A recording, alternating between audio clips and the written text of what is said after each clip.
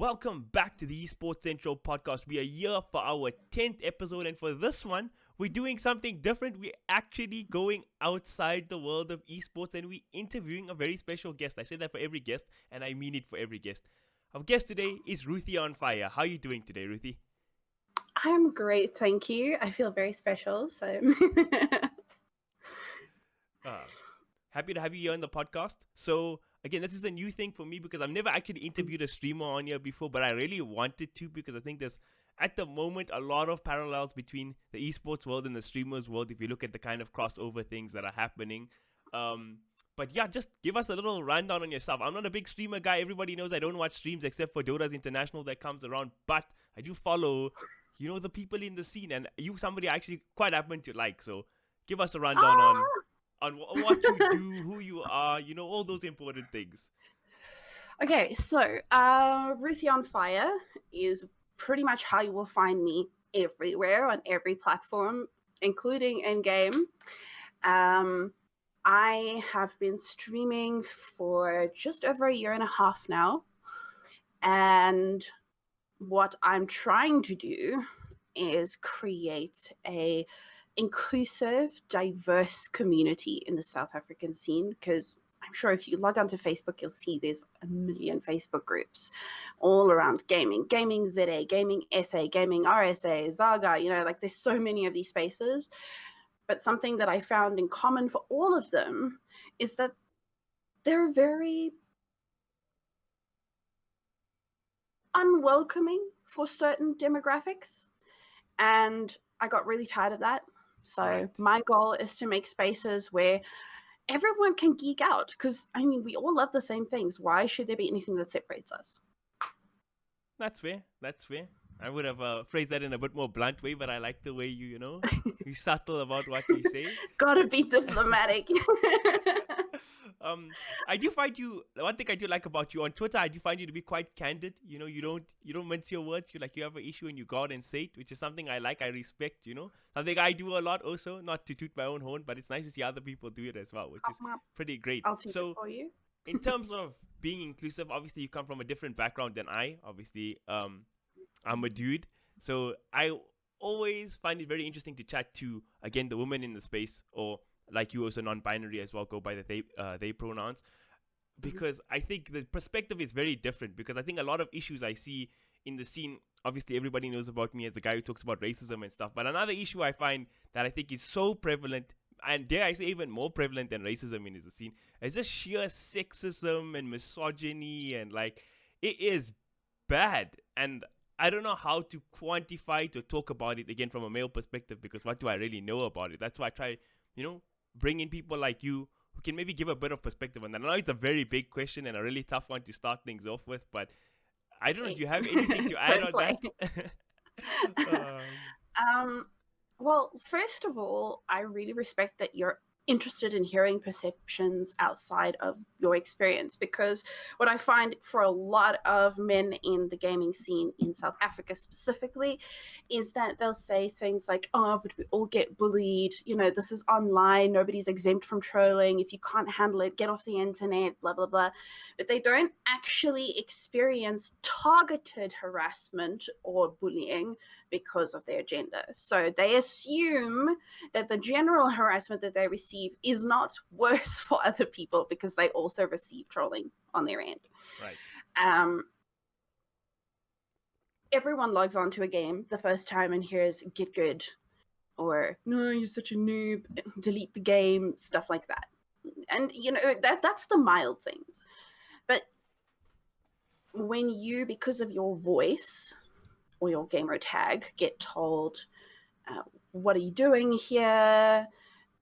You should be in the kitchen. And that also sounds super mild until it's literally every single time you use a voice comm, someone goes, well, I bet you can't make a sandwich, It gets annoying. And then you get the moving on to the actual serious threats, like threats of rape, threats of physical harm. Just because you don't even have to be bad at the game. You can be crazy good and then you'll still get it. I think is something that a lot of people are not really aware of, per se. Yeah, 100%. And I think when I spoke to Julia from DMNK on the podcast here as well a few episodes ago, that was one of the things I also that I recognized, and I was like, a distinction between the racism and like the sexism is that, like you say, you don't even have to be bad at games. There was this one like top tier Valorant streamer, this girl, she's like super high ranked, she's like 5 OPing people. I don't know what's the operator it's called in Valorant, and you know the way people talk to her and stuff. There was this one clip where this guy went on and on, and it's fucking disgusting. Like you say, I was like, holy shit, how bad Oh, thank God are I can these swear. people? Yeah. I'm sitting here wondering, should I keep it PG? I don't like. I didn't ask. Yo, this podcast should have been had to have got shut down on like episode. So I only joined on the 6th episode, and I've been here ever since. And we had like 88 episodes in the old version of the podcast. And the minute I got here, you know, then the swearing started, the spicy take started, all of that. But all of us were hot-heads in general. I was just like, you know, just ignited that spark. So yeah, basically the point I was trying to make is that it can get really bad. But I think what you said that I really like and I want to touch back on is that just that difference in perspective is really important, because I think there was this girl named Alex, or Alex was her nickname in Dota, and she her real name's Jennifer, and she was one of the few female players in the Dota scene. And actually, this is probably my fault as a Dota guy. I never wrote about her, interviewed her, or did anything like that, but she won DGC with the team. She was always a very high level player. She was a carry player, you know, what didn't fall in the little the what's the word, the stereotype of, you know, girls play support and stuff. She was a carry. She was really good, and she won a Talcom championship. She was, again, always a top tier carry. And she wrote a post actually like a while back, maybe at the beginning of the year, about just like her experience going to these LAN events and being part of the gaming community and stuff. And it wasn't like it wasn't talking about, oh, this guy did this horrible or whatever, but just the general experience as a female involved in the scene, or a woman involved in the scene rather. It's mind-boggling, and you think these just little harmless things that, you know, guys do every time, and you don't think about it too much, but it's like it piles up, and that's the experience with every single one all the time, and it's like real bad. So I think her post was like really inspiring to me to, like, you know, listen, we need to actually be better and think about these things more and talk about the shit more, because man, there's just a lot of things, like I say, we don't think about, and I think it's really important. It is very important. Little thing I noticed now, which I love, was that you changed your wording from female to woman. That is something that I really appreciate, and I know a lot of other women in the scene will appreciate as well, because the general connotation of the word female comes with, it's usually prefaced by, I don't have anything against, but...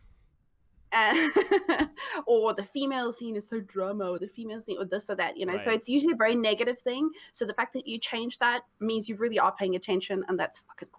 Well, can I just say why I'm usually very lax with my language. I think I don't have a very good use of language, but that thing in particular, I will always try not say, because always like the fucking insults and stuff will be like, oh, females, and I was just like, no, don't associate me with that shit. I'd rather just speak properly. Yeah. Oh, the worst I've heard is a femoid, though, and then I was like, oh, what? I can't. Oh, sometimes no. you just have to laugh at that shit. Sorry, you were going to say something important before you corrected me on my thing there. No. I don't think if I was, I can't remember. Right. Oh, okay. What's up, ADHD squad? So, okay. I like this episode beyond just all the serious stuff that we're talking about here, is that I think streamers and esports, and like community streamers is what I like to call it, because that's like what it is at the end of the day. You guys build your own communities and stuff, which is really great. And esports are now having a big tie-in together. So for me, I saw it coming. Wait, I can't remember chronological events, right? But I saw during Rage, when Metal State ran a streamer zone, you know, they have the hardcore million rand CSGO tournament guys now, you know, changing tone a lot by doing like streamer activation is the biggest thing they did, even though they had like a big Valorant tournament, not there because it's online, but there. It was like, okay, this is a sign of the time. Then we saw, you know, AOC go and stream Among Us and have like fucking half the world watching. That 500,000 people. Oh, but like where I'm tying this back into from the esports side is that even now ACGL ran their Among Us tournament last night, where they had all the big streamers and stuff, And I think from the esports people, from our side, we need to be worried as hell, because if you look at general numbers and what your streamer brings in terms of value back to the ACGLs, medal state, etc., it's a lot less investment for a lot more engagement. And usually, and this is going to be a nice thing for you guys, is that esports players and people in the esports side are usually full of shit, hot-headed guys who think they're the hottest shit ever because they click buttons fast. And streamers, I mean, genuinely these nice people, you know, Caramel Gamer, Super Chill Die, Tendo Plays, really nice guy, Ruthy0nFire, you know, super chilled, yeah. So I think for the esports scene, this is a bit of a worrying thing, because why would people want to be supporting, you know, hardcore esports shit when we're getting less value and we need so much investment in terms of big prize pools, etc. And a streamer can just rock up there, put a logo, and be like, "Hi guys, let's have a day on stream." You know, I think it's a worrying thing, but it's also a great thing, because, you know, there's different avenues now that things are getting approached. So I don't know what even the streamer side of the world thinks about what we esports people do. So maybe that's the first place to start. That's actually a very good place to start, because, you know, from my perspective, yes, they are very separate sort of bubbles in the industry. I would never have imagined that they would even be remotely threatened, because I don't think people are threatened yet, because they're not seeing the threat. But from my perspective, I'm telling them they should be threatened. Not threatened in the sense that, oh no, everything's going away, like it's the streamer's fault. But if for brand investment, I think money's going to be less for esports going forward. Esports fault, but carry on. I wonder. I don't know. Like, do you really think that it's that serious? I don't want to call it an infringement, but like from my perspective here, something that we talk about in the streamer scene all the time, right, is that everyone has something different of value to bring to the table. And where the esports and streamer scene cross over quite a lot at the moment is that a lot of esports players are branching out and getting their own channels and doing their own thing there. So they are essentially streamers. Right. Now, for us as community streamers and variety streamers, there is a lot of kind of shade thrown that, oh, you're not good enough at gaming, so that's why you stream, because you can't be an esports player. There's a bit of a competition there. And I think there will always be a place for remarkable gaming. People don't always come for the personality.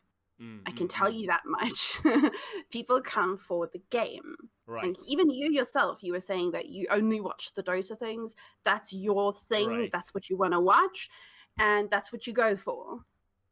And there's a lot of people like that out there. They watch because they want to see the game content and they want to see the game played well. So I, as a variety streamer who is middling to fair, does not have a place in that community or in that space. Okay. I see. I think also what's impressed me as I moved across, like moving through all the different esports, like I look at Fortnite, which is a much younger demographic, you know, all the Gen Zs, the fucking Zoomers, they're all on the ball, right? They all really have their YouTube channels, they are releasing highlight montages, they all tweet like 13,000 times a day, which is really annoying, but you know, they do it. And they're like... they intrinsically know that they need to be doing these things to create a brand, all that kind of stuff, because this is the environment they grew up in, which is like pretty crazy if you think about the CSGO players, the Dota players, all of that. They had been having quote-unquote professional esports and tournaments run and all that, but these motherfuckers never knew what to do at any point through all that time, right? And maybe it's not their fault, it was new then.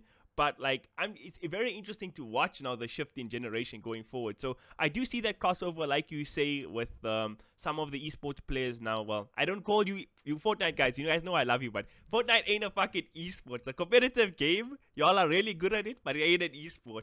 So there is a crossover there a bit, but shade. I also think like that point you made about people feel like threatened or like there's competitiveness and stuff is hilarious, because I don't think people understand how fucking like not closed people are, but like they only see what they see. Like nobody in Dota knows Fortnite scene even exists. I don't think any of the kids in the Fortnite streams that are there, even if Kareem Khan has 100 people watching, even though Ruthy0nFire's name, like everybody only knows what's directly fucking in front of them, which I think is a bit of a problem, but it's also a reality. So maybe not call it a problem. So I don't understand why we have these conversations on Twitter, and maybe this is the esports perspective that maybe I just don't know. But I don't understand why I always see these like little petty things on Twitter. Oh no, this is happening and that's happening on the streamer side. I don't get it, because from my perspective, nobody would ever from a Fortnite side is going to go watch a Dota stream or going to do this, because it's just like, it doesn't really work like that, right? Maybe I'm wrong. Maybe I'm wrong though. Interesting. So see, already like that is giving me some insight as to why I think a lot of the streamer space is the way it is. I think, you know, from a streamer perspective, you always wonder why it is that people are so like one lane. And I think it's because of that crossover of a lot of esports. And I mean, let's be honest, right? Streaming is as big as it is now because of people like Ninja and Shroud, who are essentially esports players that are streamers. Right. Yeah. Well, not And then Ninja. Shroud's really good. He can make the qualification, but Ninja is just an entertaining guy, in my opinion. But again, I don't watch streamers, so I wouldn't really know. I'm just being cocky, but yeah. Right. Like they're good players, and they were popularized because of competitive games, and so, you know, it's a very one lane type thing.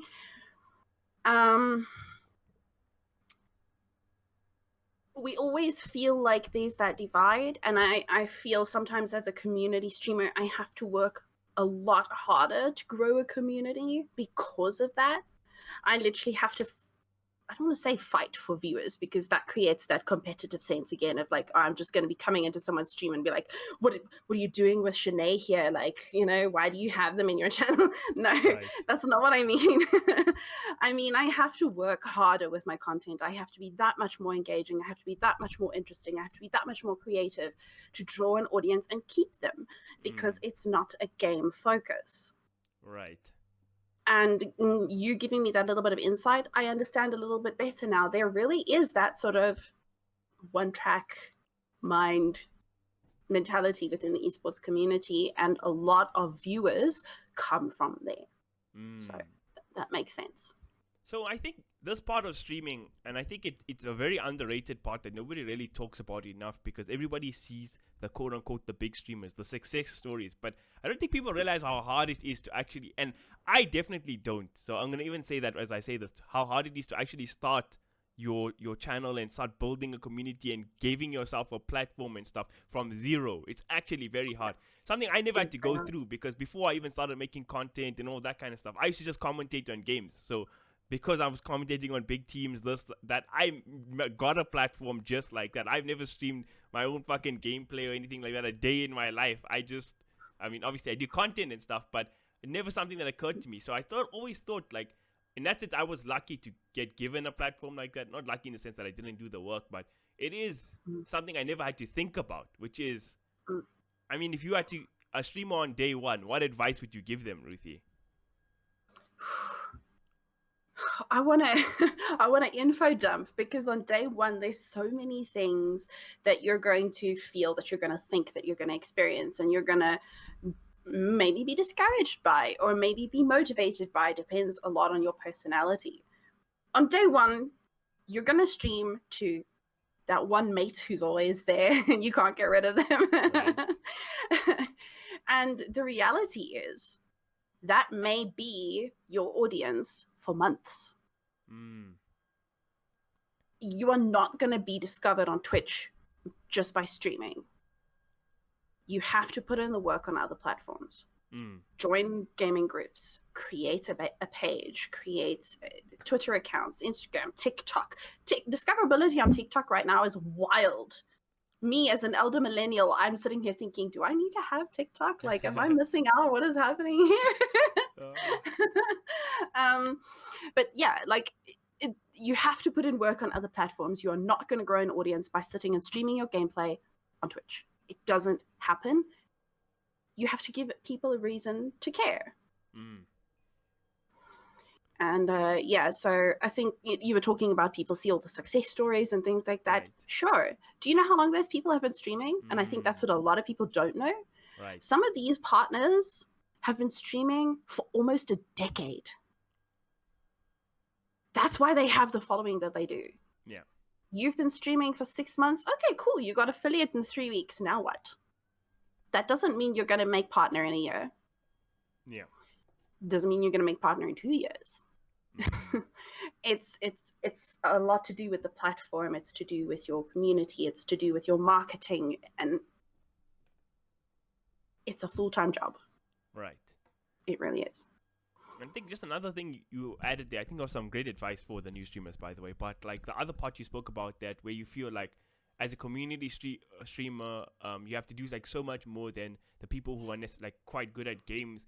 And I think like, again, because I follow different sects, I think maybe I have a new perspective. Whether that perspective is right or good or anything, I don't know. But I do have a perspective there. Is that if I look at, like, again, the Fortnite community, I don't think people realize in the esports world, that the Fortnite scene is much bigger than the rest of the fucking scenes. Like, significantly bigger. Maybe PUBG Mobile, I can compete in terms of numbers for tournaments and stuff. But in terms of like your average, like, there's so many Fortnite players who have YouTube channels with like 2,000-3,000 subs in there. Like, they have so many, like, have people consistently watching their stream. They have people making big donations and stuff.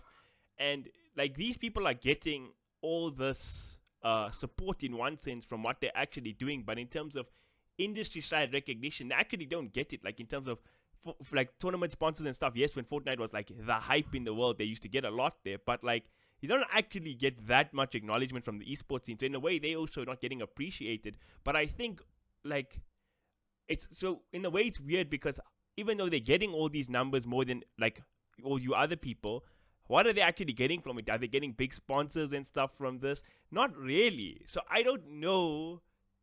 It's like a weird thing. Like, are they actually getting rewarded for their advantage and stuff? It's like a weird thing. Like, nobody knows really how to monetize on that side yet, you know? So it's different perspectives on both sides also, you know? But also, that's true.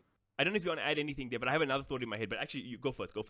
No, fire away. Okay, I'm kind of just mulling over your perspective there. I think that, like, man, we really need to merge. There's so much we can learn from each other as communities. It's ridiculous. But yeah, you were saying? But also, what also you learn from the Fortnite scene, and every streamer, every game, every, like, any form of content, people don't realize this, is that how much luck is actually involved. Like, not to take away from, like, if you look at somebody like Tendo Plays or the Lemons did it, like, how consistent they are and what a high level of quality and that personality they put on, it's fucking amazing. I could never do it. I'll just put it straight up. But at the same time, like, use Fortnite people or use me when I started commentating and stuff. Like, there's a lot of luck involved. So if the Fortnite kids had to go stream Dota 2 right now, they wouldn't get more than two viewers on their streams. Even if they did better streams, they had better webcams, they were more funny, they were more engaging, because the game just isn't popular, right? And the luck thing is like super apparent to me, that I don't think a lot of people miss out on, is that from a commentary perspective and working in talent, you know that your job is, sure, there's a lot of people that work hard, do good job, whatever, but there's plenty of those out there. It's a lot of luck. If you have a good connection in your tournament industry, if somebody notices you, there's a Reddit thread about you. And I think that perspective on luck is quite important in any form of content creation, because at the end of the day, you know, you can't be sad you're getting low viewers or this or that, because maybe it's not your fault. Always, from a certain perspective, you have to be critical and say you want to do better content and stuff. Not saying that, but at the end of the day, you know, how much is in your control? I don't know if you agree with that. So there's actually something that I said to Tendor.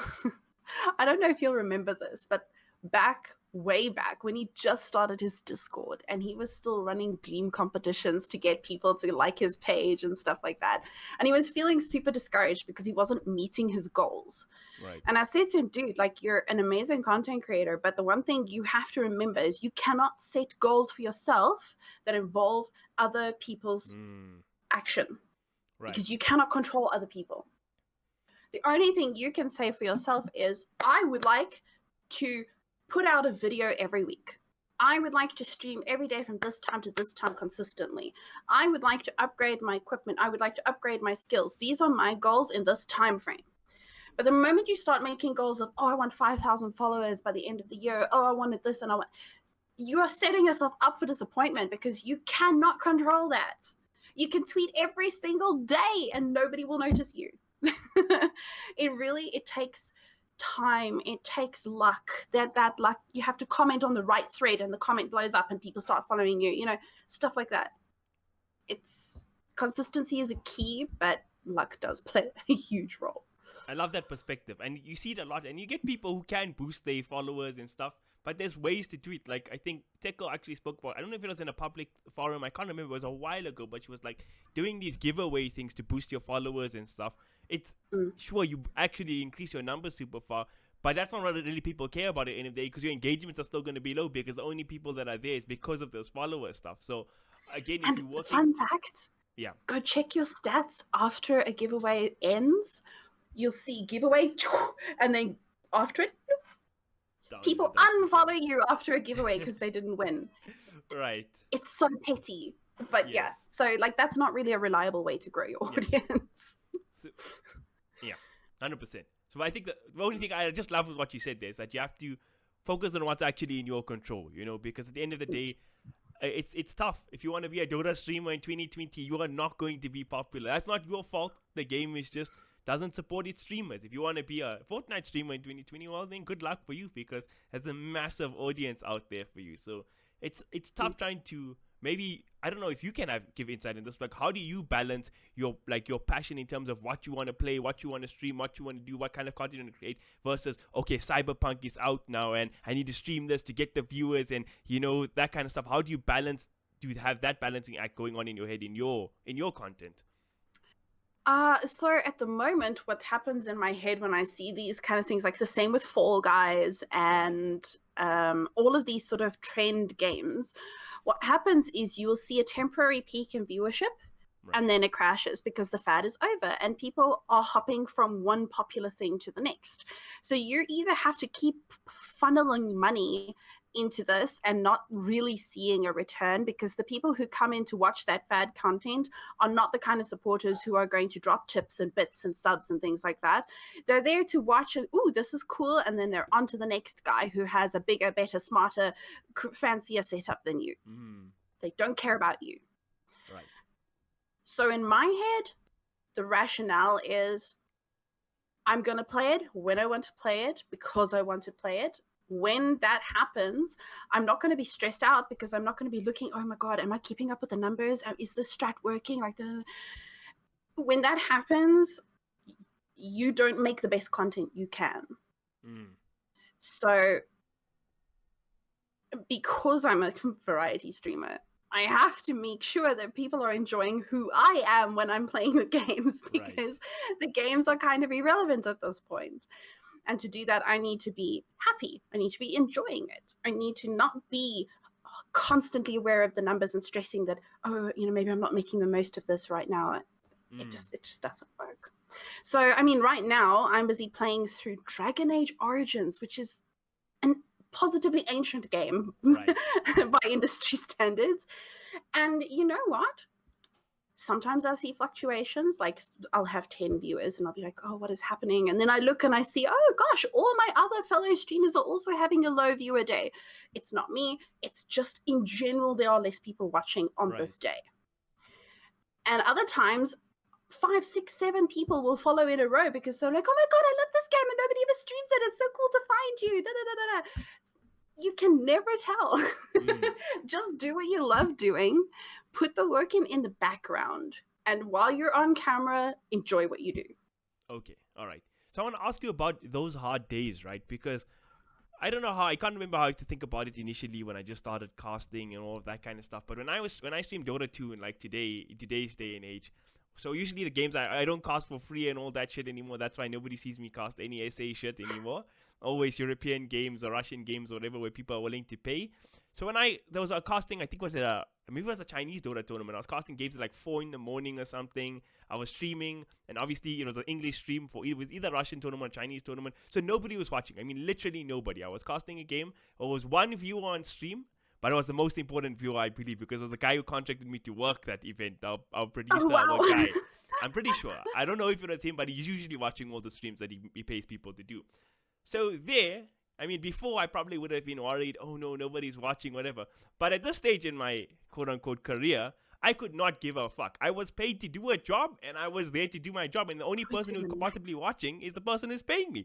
So it wasn't a case of I'm worried about this. I casted that game like there was 1,000 people watching like it was a TI, because that was what I was paid to do. So I maybe dealt with the situation from in a professional sense, that here's my job I need to do, and I'm going to go do it. So for your streamers, what kind of mentality do you guys bring on those days where, because it can be hard to see, okay, there's low viewers, I think I'm doing such cool content today, there's nobody here. How do you guys juggle with that? What's your mentality in dealing with a situation like that? I think I have a very weird perspective on this. Okay. So you'll see when you venture into streamer Twitter, you'll see a lot of don't watch the numbers, deactivate your view account, the numbers aren't important, do what you love. Yes, but no. So analytics are important if you want to make this a career. If you're streaming for fun and having like a jaw with your mates, then whatever, it's a hobby, cool, enjoy. If you want to make this a career, you have to watch your numbers. But you can't let it get you down. So my way of managing it is I don't watch the live view account. I go after the stream and I look at how the numbers ebbed and flowed throughout. Right. Check out the VOD. Okay, cool. At this point, I was ranting about a social justice issue and 10 people left the stream. Am I going to be mad at myself for that? No, because what I was saying was important. The fact that they did not want to stay and listen means that they are not my target audience and they don't belong in my community. Fair. So from that perspective, when you're looking at it as an analytical and you're looking at the things comparatively, not in the moment, because in the moment you are not a good judge of what's going on. You need to get that eagle eye view. Then you can tell, and then you can rationalize. You can go, okay, cool. So those people left then. It's cool. I didn't want them anyway. These people left here. Why? What was I doing? Then you go and look at the time of day. Were they driving home from work? And that's where a lot of people dropped off. Okay, it was 4:30. Yeah, probably people left work, hopped in their cars, driving home. So you're going to see a dip in numbers. It happens. People have lives outside of Twitch. You cannot expect them to just stay there consistently all the time. In fact, if you're averaging 30 viewers, it's probably not the same 30 people. Right. People come and go all the time through the streams, constantly. So managing low numbers, yes, it can be discouraging, but think critically outside of yourself as well. There are external factors. Go look at your fellow streamers. Did their numbers also do badly? Because then it's a general site trend. There were less people online that day. Right. Okay. That's fair. Now I want to ask you one question. I don't know how. Yeah, it's an interesting question. So when I started I started this year when I made that first video on like racism in South African esports, I called it, and obviously I've been doing a few videos and stuff since, and I was obviously talking about the stuff on podcasts and stuff for a while before that, but I had a thought the other day, and I didn't know the answer to this, right? And I was thinking, the way I speak so candidly about the racism I perceive in the scene, do you think that, let's say a woman had to go and do content as candidly as I do about sexism, would the community response be the same? Because I would say I get a very positive actually reaction to what I do. Surprisingly so. I didn't think so on the first video, but I mean after the Fortnite one, there's 99% positive stuff. So, but I was quite candid. I'm very candid. I speak my mind. I swear. I rage. I shout. Do you think, again, a woman would get away with that if they had to make the same kind of content about the sexism in the scene, which, my brothers, is as rife as the racism in the scene? Candid answer? No. Yes. Okay. That's what I thought. A very good example of that is Gamergate. Right. Gamergate will forever be a blight on the history of gaming for as long as the industry exists. And honestly, I'm embarrassed to call myself a gamer sometimes because of the way we carry on. the moment, and you see this on Twitter, the moment anyone talks out about this is the experience I had in gaming and it was sexism, I can guarantee you there'll be like 5 people going, oh shit, that sucks, I'm so sorry. Right. And the rest will be bros, dude bros, fucking fedora explorers going, oh, but everyone gets bullied. It's not really sexism. You're blowing it out of proportion. Right. Yeah, but you said this one thing to that guy this other time, so there's double standards, blah, blah, blah, blah, blah, blah, blah, blah, blah. And to sift through all of that is exhausting. So for the most part, we just don't talk about it unless it gets really bad. And then when it gets really bad and we say something, then we get told, yeah, but is it really that bad? And we're like, yes! Just because we haven't said anything for 6 months doesn't mean it hasn't been happening. Like, this is a daily thing. This incident was horrific. Hence, it has piled up to the point where we want to say something. And yet every time it comes around, it's always a momentary outrage, a shit ton of trolling, and then the person feels shamed into just, I can't do this anymore. They're too emotionally overwhelmed, frustrated, maybe depressed even, because there should be support, but there isn't. So it remains a pervasive issue. And I think in the same way that racism also needs real action to start taking place for things to change, like there are no consequences right now. If you're an esports player, sure, you know, there are obviously risks. You get kicked from your team, you can't compete again. But as a streamer, there is nothing. Right. You can be racist as you want, and nobody's going to do a damn thing because it's your channel. Nobody's hiring you. Right. You know, there's going to be the odd sponsor that's going to be like, oof. Unless you say like the obvious bad words. The subtle racism just carries on. Right. Same with the sexism. And this is not something that big brands are immune to, because you see brand representatives for major companies like X Gamer and G Fuel and NZXT and all of those that get mired up in these controversies. And what happens? They get a slap on the wrist. They, oh, I'm so sorry. I realized I said a bad thing. And 2 weeks later, they're back to doing the same crap again. So, like, it's exhausting. Right. So I think for me, the answer to that question, I thought the answer would be no as well, to the question I asked you. And I think that's really sad, because obviously I don't think my content fixes issues or anything like that. Obviously it makes people more aware. It sparks, you know, action on it. There's a lot of things going on, right, because of the content, not directly because, but, you know, in part because of the things I make. You contribute to the conversation. Yeah, contribute to the conversation. And I think the fact that we can't even get to the stage where we can start the conversation from the sexism point of view in a candid fashion is very sad. Like, that is fucked up, because how do you address a problem if you can't even acknowledge the problem in the first place, you know? That is, yeah. How do you solve it if you can't?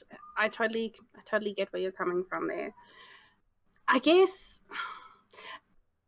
a start is having people like yourself who are speaking out about it. It's not a woman's voice. And 5FM actually did a really great campaign along the same line. Would you listen if a man told a woman's story? I hated that campaign, but that's for different reasons. Let me not get into it at this podcast. Sorry to cut you off. Go. I would love to know what your thought is on that. Do let me know. Okay. But yeah, it was interesting because there are so many things that people have to say that are just completely glossed over because they sound and look like a woman. And I think the moment you have men speaking up about these issues, people pay a little bit more attention. Is that right? No, but it's a start. So let's take it from there, you know? Okay. All right. That's fair. Okay, I'm not. Yeah. So here's my issue with this thing. This is why, like, even though I take the issue seriously, why I don't, you know, make a sexism in gaming video is because genuinely, I don't think a man could never make a video like that, because firstly, you're not speaking from experience, you're just talking about shit that you think you know. And because you don't have that experience, there's a lot, that 95% you don't actually know. But I think what people also don't realize is that what we as men need to do if, again, let's say the KC or somebody, if Tech Girl goes and makes a video saying what about sexism and the good shit or whatever, or Ruthy does it, we need to support that. Like, use our platforms to reiterate what you guys are saying, or retweet, put our hearts there on the post, be like, this is important, because I think it has to come, again, from people who are experiencing the shit, because that's when you're going to get the real fucking answers. But I think has to be like a midway point, like what we're trying to do here in this interview, where even I don't know about this thing, but I'm here discussing with you. So that's kind of raising the issue in a sense, in another way, But I think this has to be done more, because I don't understand how we can't acknowledge a problem. Like, there's some questions. I think I made a tweet the other day. It was a while ago. It was a political tweet about something, and I was like, white people don't respond to the tweet. And obviously, the white guys had to come and respond to the tweet. And like, the reason I put it like that is that we can't have a conversation about the solution to something if we don't agree on the problem or something. And I think that's where we need to get, at the bare minimum, what the sexism in the scene is, that we need to acknowledge this problem first and foremost. Like, then, like, the moment we can all do that, then we can start progressing in terms of actually dealing with it, Yes. And I think what happens is a lot of people will say, here's the issue, we talk about it, and that's it. We never talk about the solution to the problem. We just go, oh, there's a problem. And everyone goes, yeah, but there's always been a problem. And then that's where it ends. And we really need to take the conversation further from that. Like, I think for us now, especially our generation, we are the kids who grew up with gaming. We're the adults who can change the face of gaming. We can actually make a difference. We can help the kids coming into the industry understand that there are certain behaviors that are not okay. And in my streams, it happens all the time. I have a troll policy. You come into my channel and you troll. If you're a funny troll or a clever troll, I will give you credit where credit is due. Right. If you're a straight up asshole and you come in and you say intentionally disgusting things, you are out. Right. Because there are rules that you can read, you know what you're getting into, and you obviously know what you're saying then at that point is not questionable. You know what it is. Yeah. But if you're a funny troll, or if you say something that is like borderline, like, oof, I'll say, hey, so I don't know if you know this, but there are a lot of people in my community that are hurt by what you said right now, and we don't tolerate that. Right. If you would like to join us, we'd love to have you. Try again. These are the guidelines. 90% of the time, the people go, oh shit, I'm sorry, I didn't know. And they stay and they hang out and we have a conversation. And then they, towards the end of the stream, they'll be like, so you seem pretty cool. Can I ask you a question? And then they'll ask like something which to me is completely obvious, but because they don't live life from that perspective, they don't understand it. And they ask a question and it sounds like, whoa, why would you ask that? But we can answer them, we can educate them, we can give them a space to learn and do better. Right. So, realistically, we have the platform to do that. We should be making that difference. Yeah, I think I made a cheeky tweet the other day. I was like, why is industry so shy in terms of dealing with social issues? And like, oh no, it's just Twitter. Oh yeah, we're not gonna get into it and this and that. And I was like, but y'all are happy. You guys can use Twitter to sell products, to do this, to actually make people do really investments. But when it comes to a social issue, it's like, oh no, we can't do that, So it was a cheeky tweet. That is super spicy. Yeah. Oh shoot. Okay. ONT guys here, they're going to replace the thing now, which means I may not have internet for a little while. All right, so I'm bummed because now we're just getting to the spicy shit. We'll try close up soon, right? But no stress. Cool. Maybe we'll have another podcast at some point. But what was my train of thought there? What was I trying to say?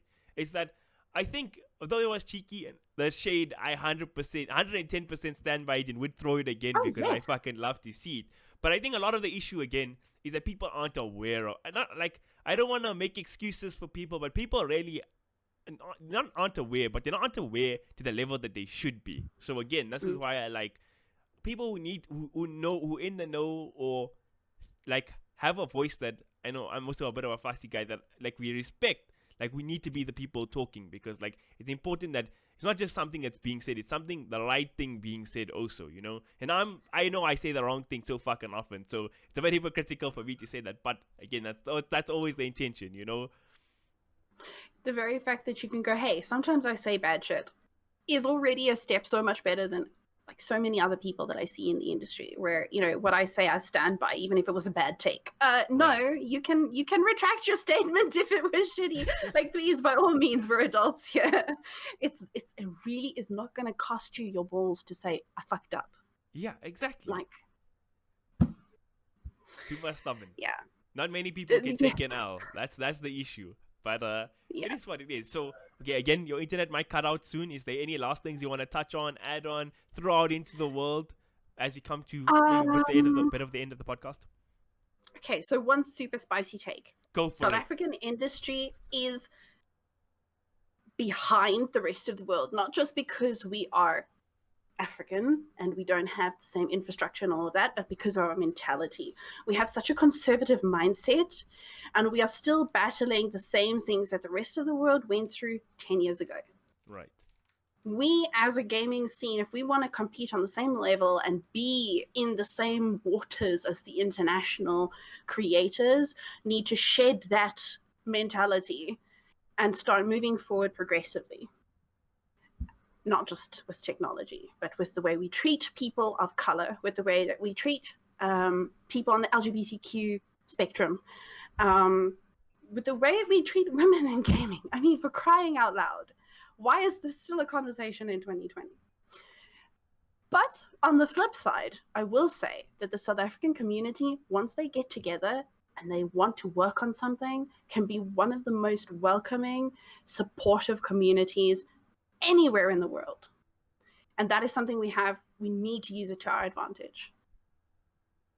That's a nice way to close off. I can respect that, especially the first part, you know, throwing that shade. That's what I'm all about. No, I'm kidding. So this was a absolute pleasure to have you on, Ruthy. It's been a great podcast so far. I hope, again, new audience tunes into this podcast from my side to Ruthy's side, so she gets a new audience, and your side to my side, where, again, we're blending the esports and the streamer world, because that is my intention. Yeah, I think we had a good conversation. So thank you all for tuning in.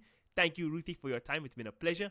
And don't forget to follow this podcast on Apple Music, Spotify, Google Play Music, all the podcast places. This podcast is there, and of course on YouTube, the most important place, because that's where we have the video. Yay! And of course, please follow Ruthy on Twitter. The @ is there. If you guys are watching on YouTube, @RuthyJoe. Absolute pleasure. And yeah, next one. Till the next one. Bye, guys.